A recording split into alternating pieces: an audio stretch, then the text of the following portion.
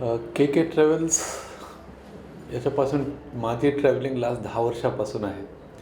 आणि मला आठवतं जेव्हा सुरुवातीला सुरुवात केली होती तर किती वेळी मी एकटं जात होतो संपूर्ण गाड्यामध्ये. आणि सध्या मला जे आहे इन ॲडव्हान्स बुकिंग करायला लागतं. आणि मला जे 2-3 गोष्ट खूप आवडली याच्यामध्ये, एक तर आहे ते टायमिंग. जेव्हा ते सांगतात 4 वाजता तर 4 वाजता ते ऑन रोड असतात. सेकंड जे मला आवडलं डिसिप्लिन. आणि थर्ड जे आवडलं की स्पीड लिमिट. आणि मी खूप कमी वेळी असं बघितलेलं आहे की ते ड्रायव्हर्स काही असतात ते स्पीड लिमिट क्रॉस करणार. Majority of the time drivers जे आहेत अगदी वेल बिहेव्ड असतात आणि मोस्ट ऑफ द टाईम जे आहे ते टाईमवर पोचवतात.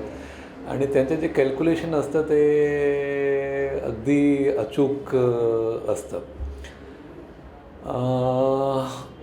मी Mumbai to Nashik, Nashik to Mumbai airport shuttle करून तर यूज डेफिनेटली करतो. पण किती वेळी मला जेव्हा जेव्हा सबबला जायचं असतं तर किती वेळी मी नाशिकहून मुंबईपर्यंत जातो, मरोळला उतरतो, मी मेट्रो घेतो आणि माझं लोकल काम आणि लोकल मीटिंग्स आणि कॉन्फरन्सेस फिनिश करतो आणि मी पुन्हा के के ट्रॅव्हल्सने रिटर्न होतो.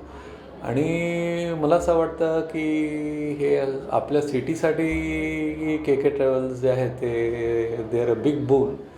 आणि मला असं वाटतं की थोडं आणखी जे आहे इम्प्रूव्हमेंट केलं तर हे आपण जे आपण नॅशनल स्टँडर्डवर तर आहे पण इंटरनॅशनल स्टँडर्डवर आपण पोचू शकतो. आणि याच्यामध्ये मेन आहे टायमिंग, ड्रायव्हर्सच्या एटिकेट्स, बिहेवियर आणि थर्ड जे आहे व्हेकल्स. इनफॅक्ट मी जेव्हा हे बघितलं व्हेकल्सची कंडिशन पण अगदी व्यवस्थित असायची.